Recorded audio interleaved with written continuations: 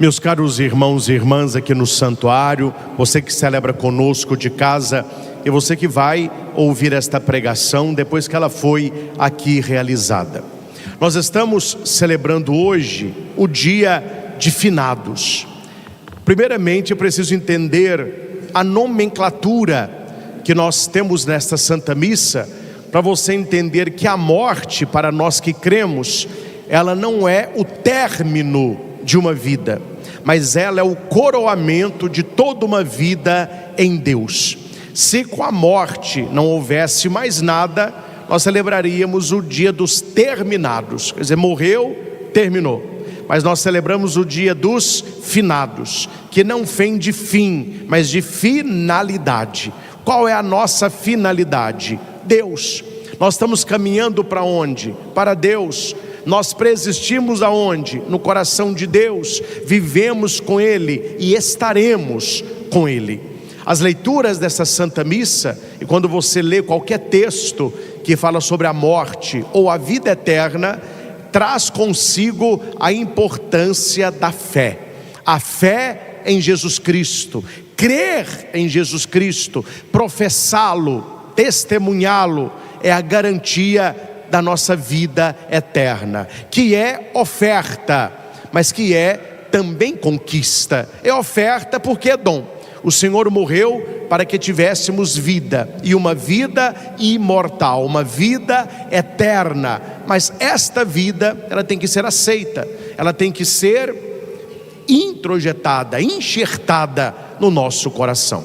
A única certeza que nós temos é que um dia nós morreremos. Para não morrer, nós não poderíamos ter nascido. Uma vez que nascemos, a nossa caminhada é rumo à morte. Mas é aquilo que vai dizer São João Maria Vianney: a nossa preocupação não é a primeira morte, porque esta ninguém escapa mesmo. A nossa preocupação é a segunda morte, é a morte eterna.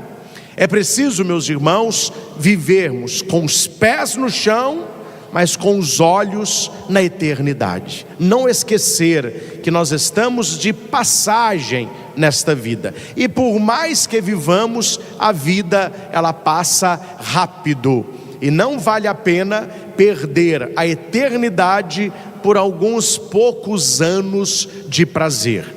Se nós pensássemos na nossa vida e colocássemos 100 anos, que a maioria de nós não vai chegar lá, mas vamos colocar que o ser humano vive 100 anos. 100 anos é praticamente nada perante um tempo que não tem fim. E a pergunta é, quem faz isso? Santo Afonso Maria de Ligório. Imagine uma pessoa trocar uma eternidade com Deus, um para sempre com Deus, por momentos ínfimos de prazer nesta vida que também é ínfima. Uma vida, como diz a Escritura, é como uma erva. De manhã ela é verde, à tarde verdejante, depois ela murcha e morre e seca. Lembra-te que tu és pó e ao pó haverás de voltar, porque somos matéria. A matéria voltará de onde veio, mas o espírito voltará de onde veio. É interessante quando você estuda o texto da criação do homem, claro, é um texto teológico, você vê ali Deus moldando o homem. A criação toda, ela é realizada pela palavra. A criação do homem, Deus vai moldá-lo com as suas mãos. E quais são as duas mãos de Deus? Quem responde é Raniero Cantalamessa, que é cardeal hoje, né? Ele vai dizer que é Jesus Cristo e o Espírito Santo. O Verbo encarnado e o Espírito de Deus são as duas mãos que Deus ele vai formando e criando o ser humano. E como que a Bíblia vai nos passar isso? Primeiro, Deus ele faz o homem do barro, barro que é matéria, barro que é terra, barro que é pó. Então é a junção de duas coisas, uma coisa seca, outra coisa molhada. Barro é uma terra molhada. Aqui já se vê as duas mãos trabalhando, como se uma mão trouxesse a terra, a outra mão trouxesse a água. Tanto é que o Espírito Santo é chamado de água viva, e Jesus Cristo, na sua encarnação, ele veio para esta terra. Só que quando o homem ele é formado, ele é um boneco, ele não tem vida. E a Bíblia diz que Deus soprou nas suas narinas. Deus colocou o que estava dentro dele para dentro do homem. É o Espírito, é o Ruá. Por isso o sopro. É por isso que quando Jesus, numa das suas aparições ressuscitado, ele vai soprar sobre os discípulos. É por isso que Pentecostes veio um vento impetuoso no cenáculo. Eles ficaram cheios de Deus. É a presença de Deus, é o sopro, é o hálito de Deus. Então Deus, quando sopra, ele coloca dentro do homem o que estava dentro de Deus, e o ser humano se torna um ser vivente. Quando o ser humano morre, aqui tem essas duas realidades: o barro, que é a matéria, e o espírito que foi soprado por Deus. O que é matéria voltará à matéria, o que é de Deus voltará a Deus. É por isso que a nossa alma, que o nosso espírito, ele é imortal. O corpo, ele é mortal. Então, quando nós vamos vivendo, quanto mais a gente vive, menos energia a gente tem. Veja uma criança de 6, 7, 8 anos. Ele acorda correndo, ele come correndo, ele corre a tarde toda e não se cansa. Não se cansa, é uma energia. Você vai chegando ali na idade adulta, 20, 30 anos, né, o auge, aí você trabalha e vamos, gente, vai chegando 40, 50, já demora mais a recuperar a energia. Vai chegando 60, você sente um pouco, 70, 80, 90, a idade ela vai pesando, porque a matéria se desgasta. A matéria se desgasta, e o ser humano pôs na cabeça que ele pode retardar isso. Não, eu vou fazer N coisas para que a minha matéria não se desgaste. Não há o que fazer. Não há o que fazer. Você pode mudar a aparência, mas você não mudará a essência. Você pode esticar o que você quiser. Você pode parecer mais jovem. Não, você parece que não tem 60, você parece que tem 50. A pessoa fica toda, né? O pessoal gosta, né? Nossa, mas quantos anos você tem? 80, que isso? Te dava uns 65. Isso é aparência. A aparência, meu filho, você pode retardar vários anos, mas a nossa idade cronológica, ela cobra. E um dia, este tempo findará. É o tempo cronológico, é o tempo do relógio. Cada dia vivido é um dia a mais de vida, mas é um dia a menos, porque já se passou. Isto é matéria. A matéria haverá-se de desgastar. E Deus é muito bom, porque Ele nos forma nisso, na matéria que nós lidamos com ela. Aquela matéria fora de nós. Veja lá, a sua casa, o seu carro, o seu celular, os alimentos que nós compramos, a sua fruteira lá na sua casa. Tudo isso está nos formando, que as coisas vão se deteriorando. Você arruma a sua casa, a casa está toda nova. Basta passar alguns anos, infiltração, luz que queima, fechadura que estraga. Você vê que as coisas vão se estragando. Celular novo, nossa, meu celular é novo, aquele cuidado todo. O tempo vai passando, ele passa a ser não novo mais. Você compra um carro, nossa, o meu sonho, carro zero. Ih, meu filho, passa um tempo, tem que mandar para revisão, é pneu que fura, você já dá de olho num outro modelo. Comida então, aí é o caos. Faz a comida, se come. Pouco tempo depois, ela azeda, ela estraga. A fruta, ela amadurece. Se você não comer, ela apodrece. Isso tudo acontece por quê? Para ir nos formando, que assim como a casa, o carro, o celular e os alimentos, nós também vamos nos deteriorando. Só que conosco é mais lento.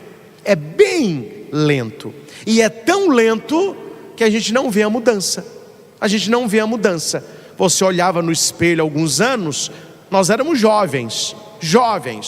Aí você olhou, você era um adulto jovem. Aí quando você um adulto maduro, começou a aparecer um cabelinho branco, a barba. Falei, mas como que foi? Eu não vi essas coisas acontecendo. É muito lento, é muito sutil, mas é um processo que não se para. Se eu não posso, atenção, parar o processo da morte física, eu posso me preparar para receber a vida eterna. Uma vez que o corpo deteriorado, ele chega ao fim e ele vai ser sepultado. Ali é um corpo, não tem mais vida, chama-se de cadáver. A palavra cadáver, a palavra que a gente não gosta de usar porque é feia mesmo, né? Mas cadáver, não sei se vocês sabem, significa carne dada aos vermes. Aí carne ficou o cá, dada, o dá, e vermes, o ver, cadáver. O que é um cadáver? É uma carne dada aos vermes. Ali, meu filho, é para sepultar. Ali é lixo, não tem nada ali. Só que a pergunta é, tá bom, vindo o pó, a pessoa morre, ela voltará ao pó. E o sopro de Deus? E o Espírito de Deus? Aí que vem a beleza da nossa fé cristã. Porque o Espírito de Deus, ele não é sepultado. O Espírito da pessoa não está naquela tumba, porque ali está um cadáver, ali está um corpo, porque a pessoa, ela não morre com o corpo. E isso nos consola. Quando nós fomos sepultar os nossos entes queridos, a gente não chora porque a pessoa morreu. A gente chora porque nós não teremos a convivência com ela mais. O nosso choro não é da morte, o nosso choro é da saudade, porque eu amo tanto esta pessoa que eu queria ela mais comigo, para a gente conviver, para a gente passear, para a gente abraçar, para a gente conversar. Esta pessoa, ela é tirada do nosso convívio. Esta é a dor, e esta dor é lícita. Por que é lícita? Porque Jesus também chorou. Quando eles contam para Jesus que Lázaro faleceu, Lázaro era um grande amigo de Jesus, Jesus chorou. É o menor versículo da Bíblia, só tem essas duas palavrinhas, Jesus chorou. Não há versículo na Bíblia menor que esse, e não há versículo maior que esse. Jesus que sabe que ressuscitaria Lázaro, mas ele chora. Por que Jesus chora? Ele chora o nosso choro. O choro de perder as pessoas que amamos, o choro de não conviver mais com as pessoas que estavam na nossa vida anos e anos. E como é difícil você voltar a uma vida sem aquela pessoa. É o que nós chamamos de luto. Há lutos que duram poucos dias, há luto que vai durar um pouco mais. O certo é que com a graça de Deus, a dor haverá de passar, e ficará a saudade e a lembrança. Aquela dor do luto, ela tem início, meio e fim, porque a nossa própria vida de fé e a nossa própria mente vai se configurando na palavra de que nós não enterramos quem amamos, nós enterramos um corpo sem vida, porque o Espírito que foi soprado por Deus voltou para o Senhor. Isso nos consola. E depois da morte física vem o julgamento particular. É aí, meus irmãos, que nós devemos gastar tempo.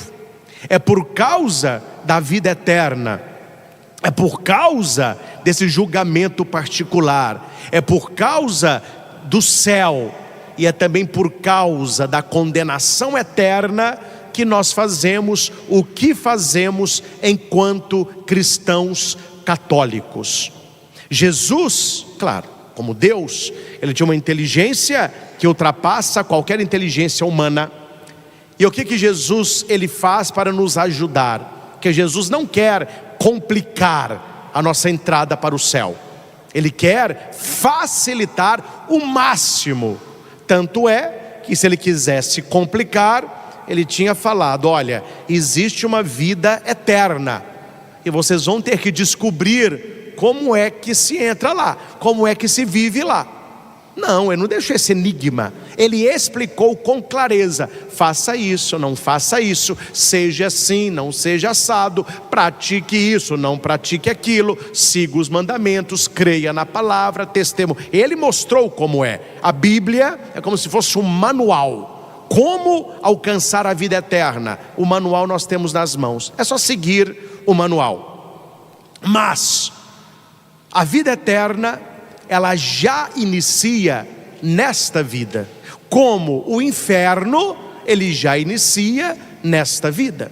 Jesus vai dizer: o que adianta o homem ganhar o mundo inteiro, se ele perde a sua alma, se ele perde a vida eterna?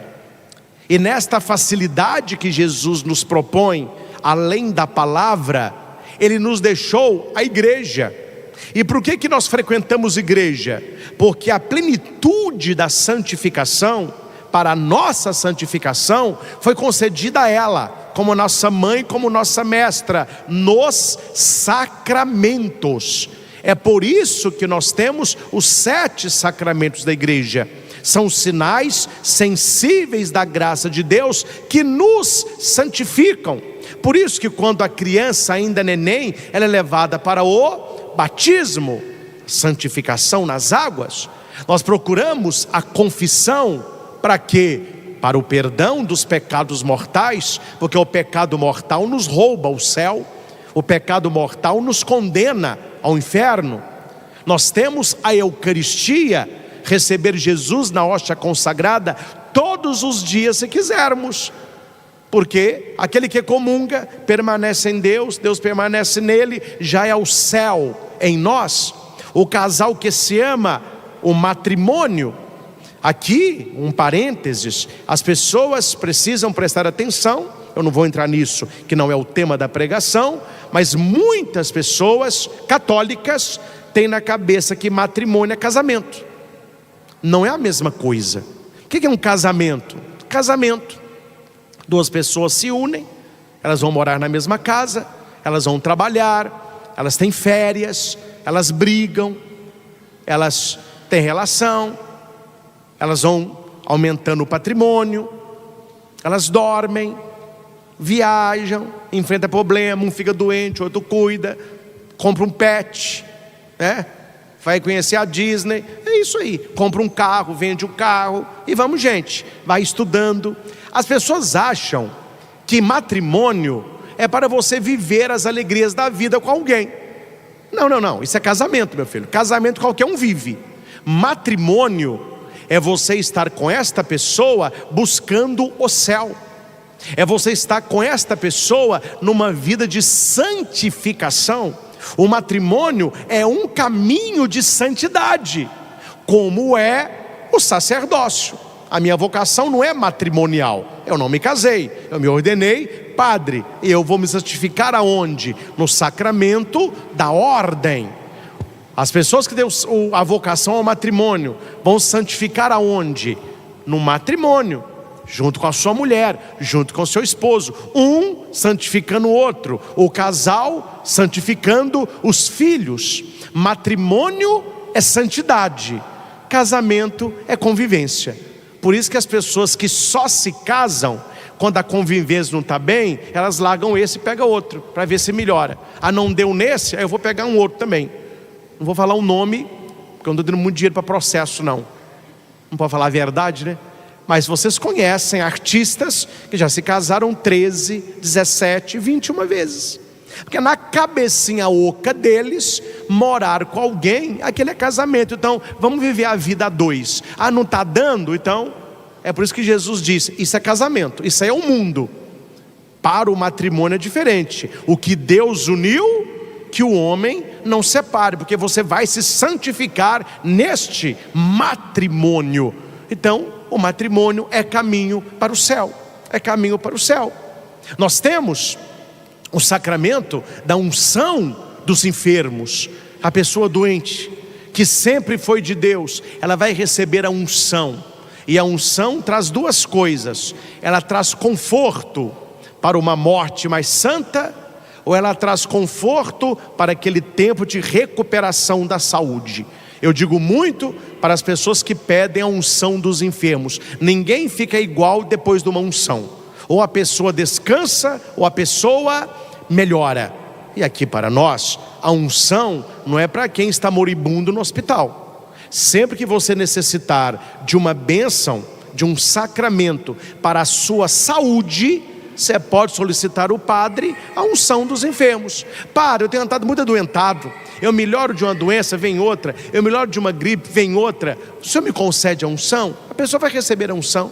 Padre, eu vou fazer uma viagem, é uma viagem um pouco perigosa, vou cruzar o Atlântico, não vai acontecer nada, mas vai que o senhor me concede a unção? Concede. A pessoa vai fazer uma cirurgia, ela pode pedir a unção, porque a unção é um caminho de santificação. Para o doente, a unção perdoa os pecados. Alguém que está inconsciente, alguém que não consegue falar, alguém que está muito mal, nós damos a unção.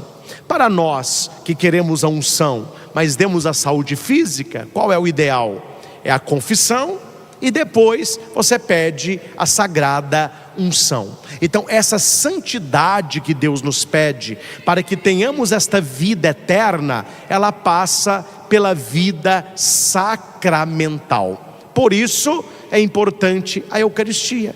Por isso é importante que o cristão católico frequente a sua igreja pelo menos aos domingos. É por isso que não cabe na nossa cabeça o cristão católico que diz: não, eu sou católico, mas eu não preciso de igreja.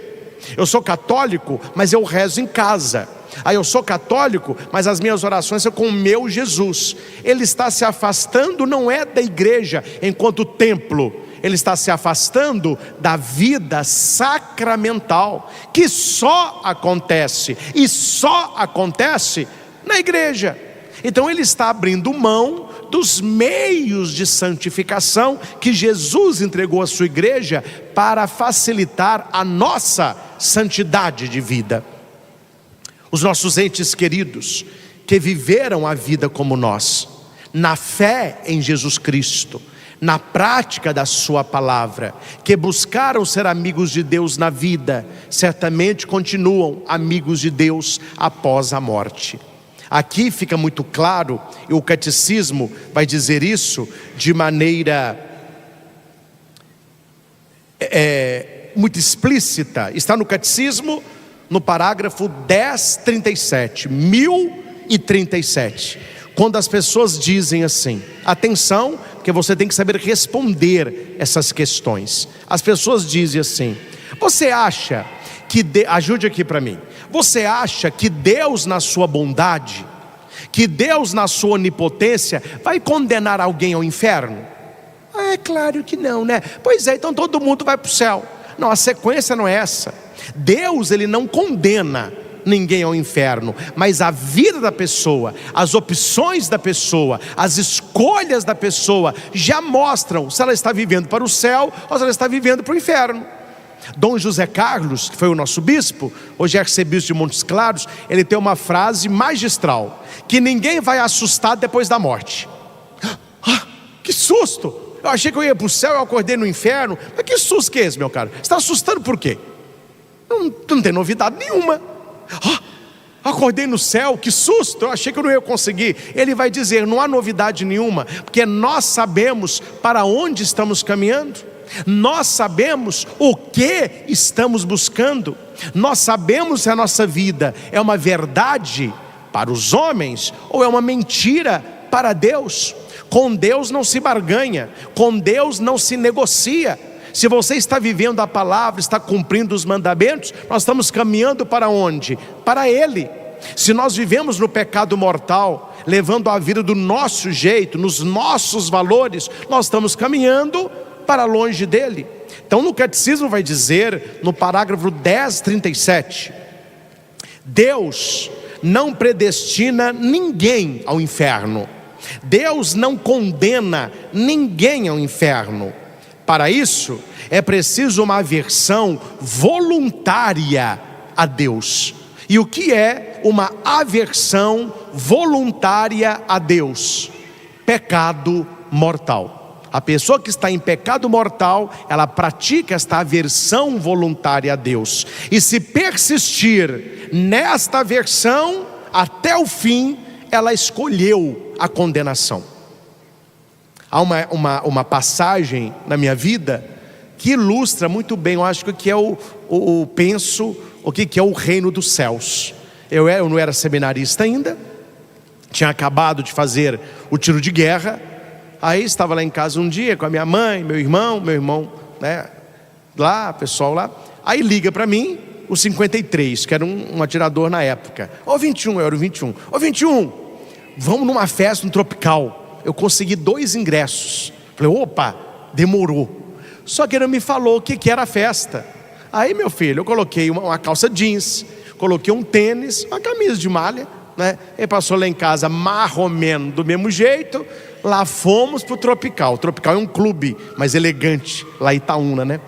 Quando nós passamos na porta do clube, meu filho, as mulheres de vestido longo, os rapazes de esporte fino, sapato, nós olhamos e falamos assim, meu filho, ou nós vamos trocar de roupa, ou nós vamos para outro lugar. Ele falou, vamos fazer o seguinte, vamos comer um sanduíche. Aí nós vamos para a prainha. Aí todo mundo estava de calça jeans e tênis. Ninguém falou para nós assim, não vai entrar, com essa roupa não entra. Não, quando você tem a visão beatífica, você olha o reino dos céus, e você olha a própria vida, você haverá de dizer, é para mim, não é para mim. Aí tem aqueles mais atrevidos, né? Não, não tem vergonha nenhuma, eu entraria de tênis, calça jeans e camiseta. Mas aí tem uma história que Jesus contou que fala sobre os atrevidos, que um rei convidou muitas pessoas para a festa de casamento do seu filho. As pessoas não quiseram ir, cada um deu uma desculpa. O rei manda os empregados nas ruas convidarem todo mundo para a festa. Quando o rei, vocês conhecem a parábola, né? Quando o rei entra na sala, está alguém sem a roupa de festa. Aí o rei pergunta, como que você entrou aqui sem a roupa de festa? A pessoa não respondeu nada. O que o rei diz? Amarre os pés e as mãos dessa pessoa e jogue lá fora. Jogue-o na jena, onde haverá o ranger dos dentes. Ou seja, qual que é esta roupa? É a nossa alma, é o nosso espírito, que tem que ser limpo. E mesmo que a pessoa insista em estar no lugar que não a cabe, seu lugar não é aqui. Então aqui nós precisamos entender, meus irmãos, que nós temos, atenção, numa palavra que as pessoas não gostam muito hoje, mas vou dizê-la, nós temos responsabilidade na nossa salvação ou na nossa condenação. Nós vivemos uma época que as pessoas estão irresponsáveis, não é só nas coisas da terra, elas estão irresponsáveis nas coisas do céu. Elas vivem uma vida de qualquer jeito, e quando se fala de céu, inferno e purgatório, elas vão julgar isto no colo de quem? De Deus. Não, mas Deus não vai me condenar. Deus é misericórdia, Deus é bonzinho, Deus é da turma dos ursinhos carinhosos. Por quê? Porque a pessoa não quer assumir a responsabilidade pela salvação ou pela condenação dela. É muito fácil a gente viver do jeito que quer e julgar as consequências na mão de Deus. Olha o que está escrito aqui. As afirmações, isso está em 10:36. As afirmações da Escritura, os ensinamentos da igreja acerca da condenação eterna, são um chamado à responsabilidade com a qual o homem deve usar a sua liberdade em vista do destino eterno. Você é livre para fazer o que quiser, você pode fazer o que quiser com a sua vida, mas assuma a consequência. Seja uma pessoa responsável por aquilo que você faz. Atenção, que nós vivemos o tempo da misericórdia. Enquanto você está vivo, guarde bem isso. Espero que você não se lembre disso depois que você morrer. O tempo da nossa vida é o tempo da misericórdia. Então nós que estamos vivos, nós vivemos o tempo Esse tempo dura até quando? Até a morte. A morte põe fim ao tempo de conversão. Atenção, não se converte depois da morte. Não, a morte acabou. Quando você morreu, o livro fechou. Não tem como corrigir nada, não tem como escrever mais nada. Acabou o tempo. O Catecismo da Igreja diz, no parágrafo 10:21, a morte põe fim à vida do homem, como tempo aberto ao acolhimento ou à recusa da graça divina manifestada em Cristo. Qual é o tempo que nós temos para acolher Jesus ou para rejeitar Jesus? O tempo que nós estamos vivos, que é o tempo da misericórdia. Quando a gente morre, cessa a misericórdia e começa o quê? Ninguém sabe, né? A justiça. Deus é bom, mas é justo. As pessoas só falam de um Deus bom. Você já viu? Olha a palavra de artista, pessoal da mídia, pessoal que está levando a vida igual o diabo gosta. Tudo que eles falam, Deus é amor. Jesus pregou amor. O que vale é o amor. O que vale é ser feliz. É que eles estão com a visão apenas da misericórdia. Só que eles esquecem que Deus, ele é bom e justo, que quando terminar a nossa vida não haverá mais misericórdia, aí haverá a justiça. Credo, padre, não, você não está vivo? Receba misericórdia. Mude enquanto há tempo de mudar. Uma vez lá em Cajuru, eu estava indo para uma comunidade rural com o padre Francisco Cota. Eu era diácono na época ainda. Ele era padre, eu era diácono. E a gente indo para a comunidade rural, tinha um senhorzinho na beira da estrada pedindo carona. Aí ele olhou, viu que era um senhor assim, ele, né, roupa mais rural. Aí nós paramos. Aí ele falou, eu estou indo para tal comunidade. Acho que é Jacuba que ele estava indo. Eu estou indo para tal comunidade. Aí o padre falando assim, não, pode entrar. Nós vamos passar na porta da comunidade. E no caminho, ele viu que o padre Francisco estava de clergyman. Eu não estava de clergyman no dia. Aí ele falou para ele assim, você é padre? Ele falou, eu sou o padre Francisco, padre Chiquinho, eu sou o padre aqui da região. Aí ele falou assim, nós temos a mesma missão de pregar a palavra. Aí nós vimos que ele era protestante, era evangélico, né?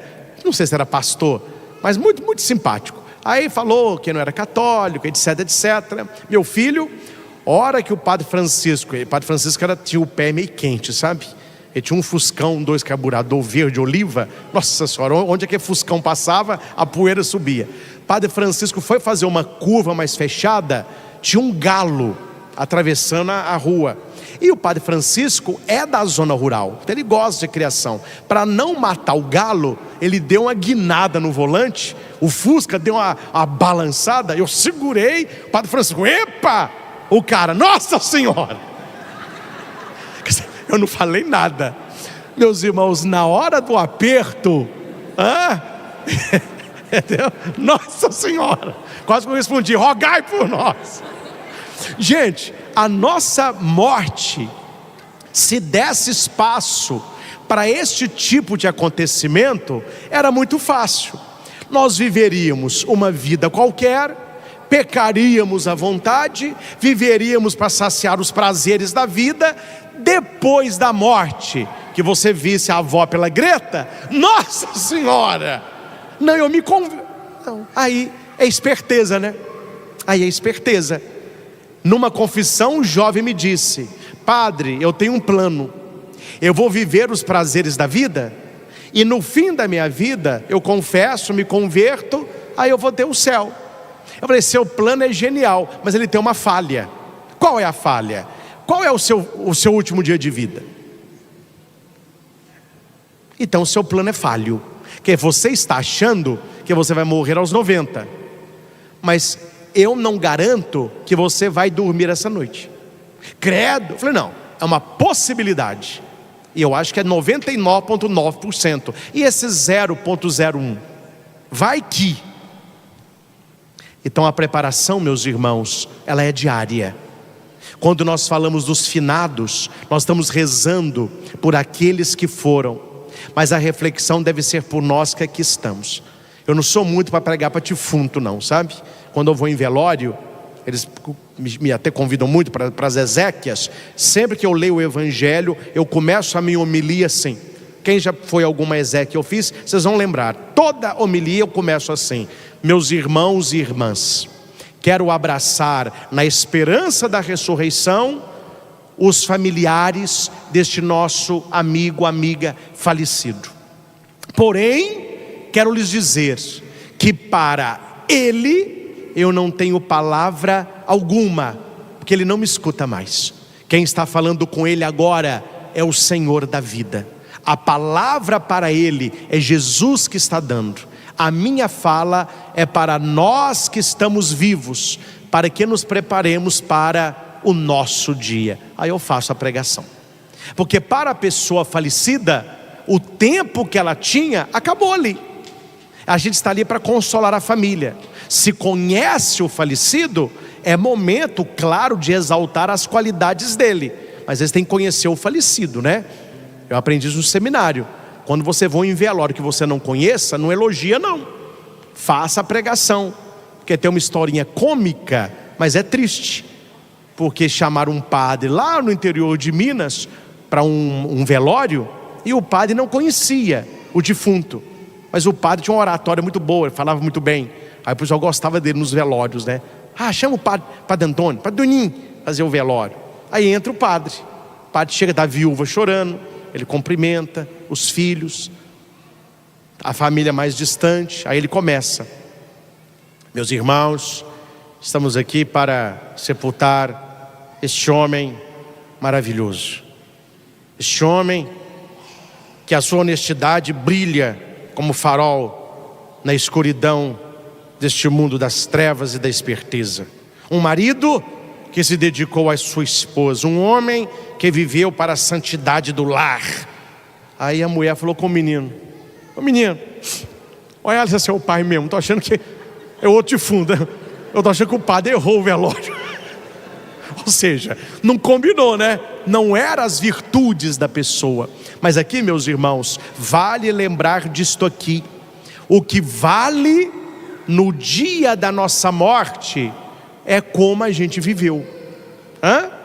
Qual que é o dia mais importante da vida de alguém? É o dia da morte. Claro, tem o dia do nascimento, tem o aniversário, tem os diplomas, as viagens, sonhos. Mas o dia mais importante da nossa vida é a nossa morte. Por quê, padre? Porque este dia que nós vamos ver onde nós passaremos a eternidade. Não há dia mais importante do que esse, que é o chamado segundo nascimento. Primeiro nascimento, a gente nasceu do útero da mamãe. O nascimento para a vida eterna, a vida verdadeira, é depois da morte. Nascemos de Deus, voltamos para Deus. Por fim, eu quero apenas abordar com os senhores a questão: onde as pessoas da nossa família estão? Se é no céu ou no purgatório? Carlo Acutis, santo Carlo Acutis, ele dizia para a família dele: eu vivo do jeito que eu vivo, porque eu não quero passar no purgatório não. Ele santificou a família dele inteira, porque ele falava noio madio, quer dizer, ele queria que fosse sempre Deus e nunca ele. Então ele vivia uma vida de santidade desde pequenininho, que ele não queria passar no purgatório. Nós devemos buscar o céu e devemos, como Carlo, não querer passar no purgatório. Mas a verdade é que a maioria de nós haveremos de passar no purgatório, para dar pelo menos uma chamuscada ali, né? Para tirar as penas temporais, algum pecadinho, etc. Mas a nossa meta não é o purgatório. Quem busca o purgatório é medíocre.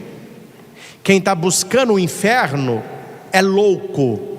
Quem busca o céu é santo. Então o que nós devemos fazer na nossa vida? Eu não quero passar no purgatório, eu quero é o céu.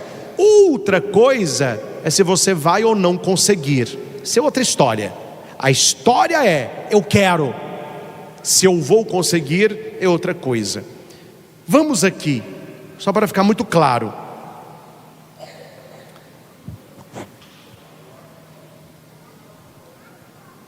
Deixa eu ler só aqui o 10:22, porque é interessante compartilhar com vocês. Quem está em casa e tem o catecismo, vai marcando esses parágrafos aí.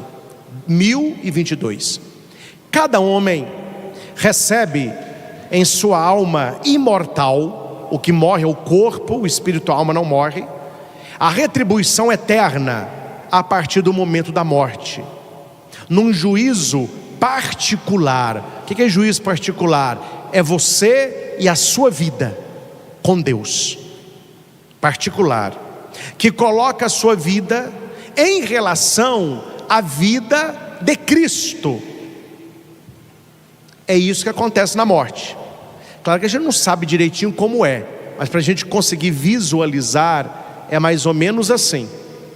Padre Christian morreu, vou para o juízo particular.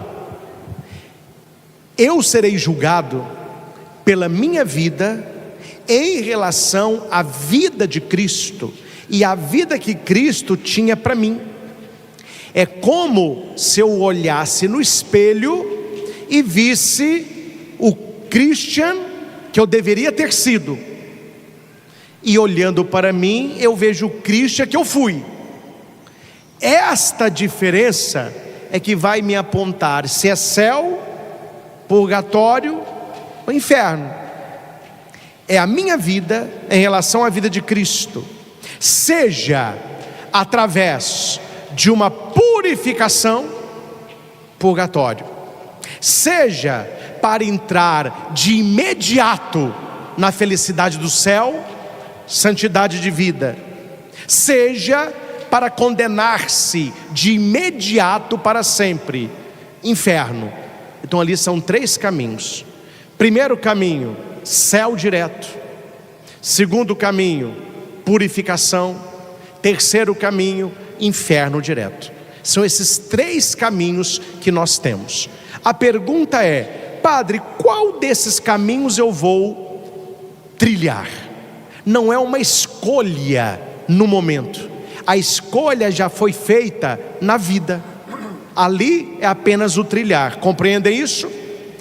Cuidado com pessoas que pregam e ensinam o erro, porque há muitas pessoas vivendo de qualquer jeito, porque na cabeça delas elas podem escolher o caminho depois da morte. Não, o caminho ele é escolhido em vida.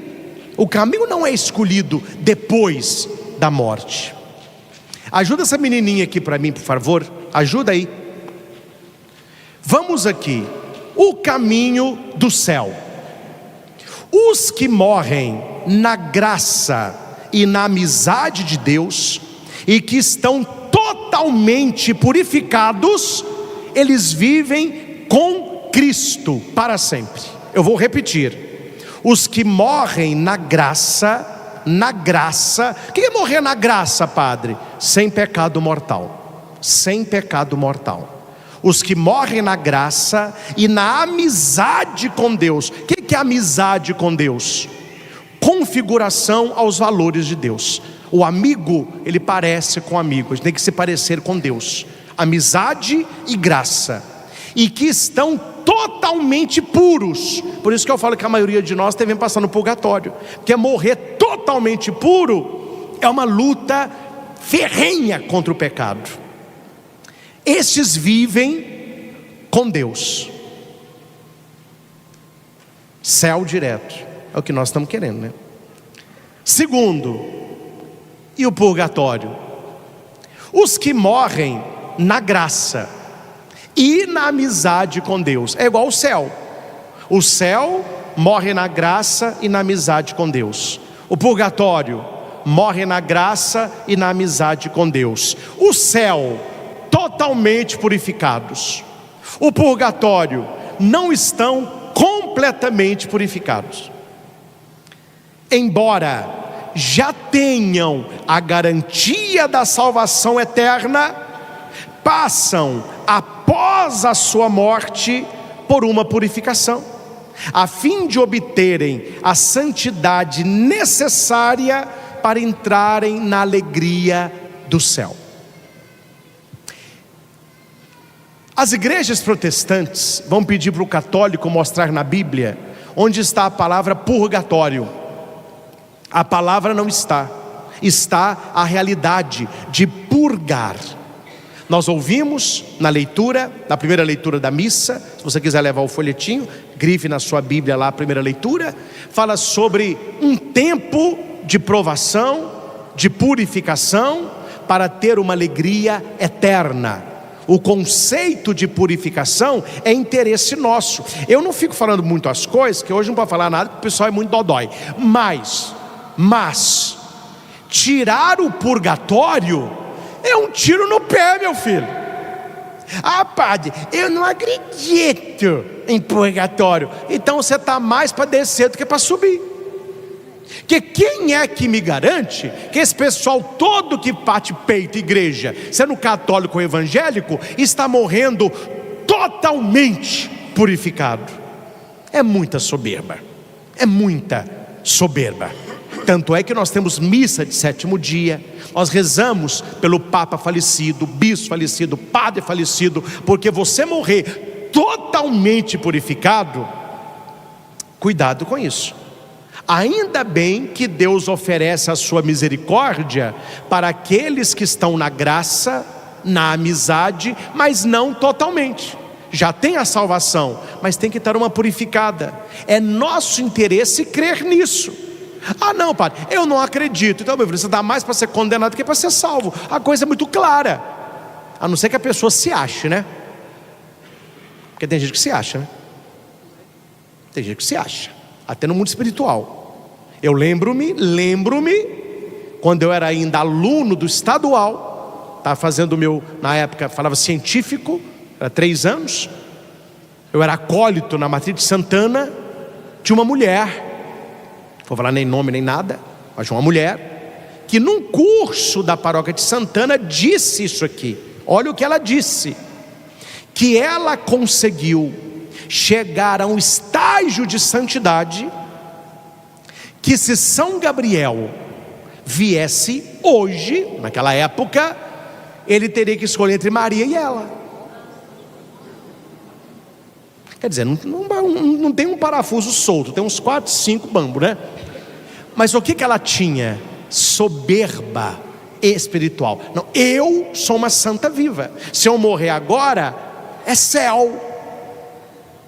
Então cuidado, porque a doutrina do purgatório é a misericórdia de Deus. Atenção, meus irmãos, as pessoas interpretam purgatório errado.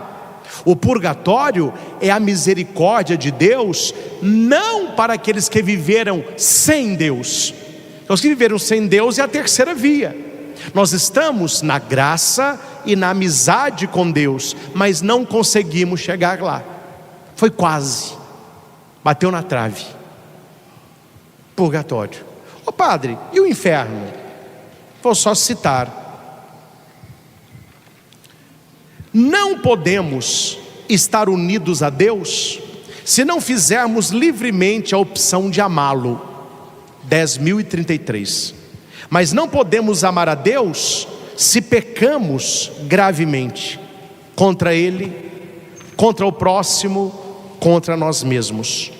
Morrer em pecado mortal, sem ter se arrependido dele e sem acolher o amor misericordioso de Deus, significa ficar separado de Deus para sempre, pela própria opção.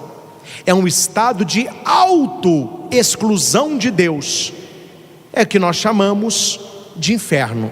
Uma pessoa que não vive na graça de Deus, não vive na amizade de Deus, não tem como ela entrar imediatamente no céu, nem passar no purgatório, porque ela não vive nem na graça e nem na amizade. É o que a Bíblia chama de ímpio, é aquele que vive como se Deus não existisse.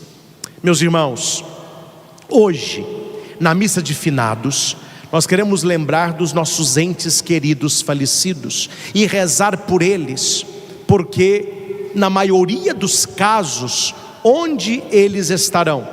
Quando eu falo estarão, não é lugar, mas um estado, certamente purgatório. E nada tira mais almas do purgatório do que a Santa Missa. Nada tira mais almas do purgatório do que a Santa Missa. Lembre dos seus avós, os antigos. Eles tinham uma devoção muito forte pelas almas do purgatório. Minha avó era impressionante, já é falecida, vovó Alice. Ela tinha uma devoção às almas do purgatório. Tudo dela eram as benditas almas do purgatório. Agora, que tem mistério aí? Tem, porque ela não tinha despertador. Ela oferecia uma dezena do terço para que as almas do purgatório acordassem. Era só falar o horário. Os antigos tinham isso, era só falar o horário. Olha, precisa acordar amanhã 4h15. E eu peço as almas do purgatório. Ela rezava 4h15, a minha avó estava de pé. E meu avô contava que várias vezes ele acordava bem cedo. Ele fazia exercício no quarto, né? Por isso que ele viveu até mais. Ele teve algumas pontes safena, mas ele acordava, dava lá. Ele falava que via a minha avó deitada e fazendo esse gesto assim, ó. Até o cutucão a minha avó sentia. É a devoção às almas benditas do purgatório que os santos tinham. Quando eu comecei a entender que os nossos irmãos falecidos precisam das nossas orações, eu nunca mais deixei de, na oração eucarística, rezar pelas almas do purgatório. Quem acompanha me escuta falar, não está no maior rezo, pelas intenções da Santa Missa, pelas almas que padecem no purgatório, e agora eu falo mais ainda, principalmente as esquecidas, que tem gente que faleceu, a família rezou ali o 7º dia e não reza mais não. Aí a pessoa fica no purgatório purgando, sendo que a missa é onde elas serão retiradas do purgatório. Então precisamos rezar pelos nossos entes queridos falecidos, pelas benditas almas do purgatório. Por que benditas, padre? Porque elas são bem-aventuradas, elas vão para o céu. Elas ainda não foram, mas vão. E para os nossos, e por aquelas que ninguém reza, que elas ficam lá clamando por oração. Dom José Belvino, nosso bispo falecido, né, que me ordenou padre, ele falava que tudo que ele queria, que era difícil, ele pedia as almas do purgatório. Então veja que ontem nós celebramos o quê? O céu. E hoje o purgatório. Por isso que é uma atrás da outra. Purgatório, que é lugar da bênção, é lugar, atenção, da misericórdia, depois da justiça. Bonito isso. A vida, misericórdia. Na hora da morte, justiça. Purgatório, misericórdia. Para quem? Para quem está na graça e na amizade com Deus. Então hoje, meus irmãos, ficam essas duas lições para nós. A primeira, rezar sempre pelos nossos entes falecidos, marcar missa por eles, no dia do nascimento, no dia da morte. Você sonha com pessoas falecidas, geralmente a pessoa está pedindo oração, marque a Santa Missa. Sentiu muita saudade de um ente querido falecido, marque missa por esta pessoa, participe da missa, peça na missa a consolação, e para que esta missa santifique esta pessoa, né? E segundo, nós um dia vamos morrer também. Talvez um dia estaremos no estado de purgatório também. Se rezarmos hoje por aqueles que lá estão, um dia alguém rezará por nós. Então, meu filho, viva uma vida que mereça oração pela saudade e não alívio pela ausência, né? Porque infelizmente há pessoas que quando morrem, a própria família diz, graças a Deus, pelo menos a gente sabe onde que está. Nossa, que pessoa difícil. Não, A nossa morte tem que ser sentida, tem que ser chorada, tem que ser lamentada. Como canta o diácono Nelson Correia, da Canção Nova: só se tem saudade do que foi bom. E se eu chorei, não foi de fraqueza, foi porque amei. Então assim deve ser a nossa vida, uma vida intensa, uma vida cheia de vida, para que as pessoas chorem no dia da nossa morte. Não é pecado chorar pelos entes queridos. Já escutei muita besteira em velório: não chora não. Não chora não, porque não é seu pai, não é sua mãe, então não chora não. Pode chorar à vontade, porque é um ditado medieval que eu gosto muito. Quando você nasceu, todos sorriam e você chorava. Neném, viva de tal modo para que quando você morrer, todos chorem. É um sinal de que você estará sorrindo. É isso que eu desejo a todos nós, a começar de mim, que tenhamos uma vida na graça e na amizade com Deus. Nós rezamos pelos nossos entes queridos que já foram, confiando que muitos já estão no céu, confiando que alguns certamente no purgatório. Por isso essa Santa Missa, e colocando também a nossa vida para esta realidade que ninguém escapa. A morte, mais cedo ou mais tarde, chegará. Essa não deve ser a nossa preocupação. A nossa ocupação é: qual o caminho, olhando a minha vida, que eu vou tomar após a minha morte? Céu direto, a misericórdia do purgatório ou inferno direto? Tudo depende da graça e da amizade que estivermos com Deus. Eu convido a todos, você também que está em casa, a um momento de silêncio e de oração pelos nossos entes falecidos. Todos nós temos pessoas que nós amamos muito e que faleceram: o vovô, a vovó, amigos, parentes, talvez filho, pai, mãe, não sei, mas todos nós temos. Mas eu convido você hoje a um passo na fé. Claro que se você lembrar dessas pessoas, a lágrima pode vir, a tristeza pode vir ao seu coração, mas eu lhes convido hoje a um passo na fé, a lembrar destas pessoas com gratidão no coração, a dizer para Deus assim: apesar da falta que eu sinto, eu quero agradecer porque eu tive a oportunidade de conviver com esta pessoa. Eu tive a oportunidade de ter esta pessoa como minha mãe, como meu pai, como meu amigo, como meu parente, como meu avô, como minha avó. Louvar a Deus pelos anos de vida que esta pessoa passou com você, as alegrias que ela trouxe, aquilo que ela te fez crescer como pessoa. E a morte só é verdade para quem não ama, porque para aquele que ama, a pessoa não morreu, ela permanece viva no coração. E não é um tchau, é um até breve. Eu gosto muito do português quando a gente fala adeus. Você não vai lá no aeroporto me dar adeus, não? Eu gosto muito do adeus no velório. O que é adeus? Não é isso aqui não, ó. Eu estou entregando a pessoa a Deus. Isto é o velório nosso. A Deus, porque um dia eu também vou estar em Deus, e nós vamos nos encontrar, onde todas as lágrimas serão enxugadas. Saibam, meus irmãos, é apenas um tempo, um dia nós vamos nos encontrar com todos aqueles que nós trazemos a saudade. A lágrima será enxugada e viveremos para sempre com nosso Senhor. Não vale a pena perder tudo isso pelas ilusões do mal nesta terra.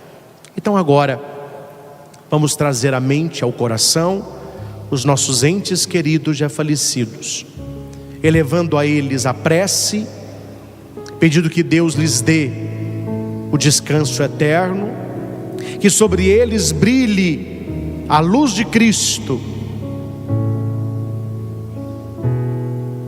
e que aqueles que estão junto de Deus intercedam também por nós.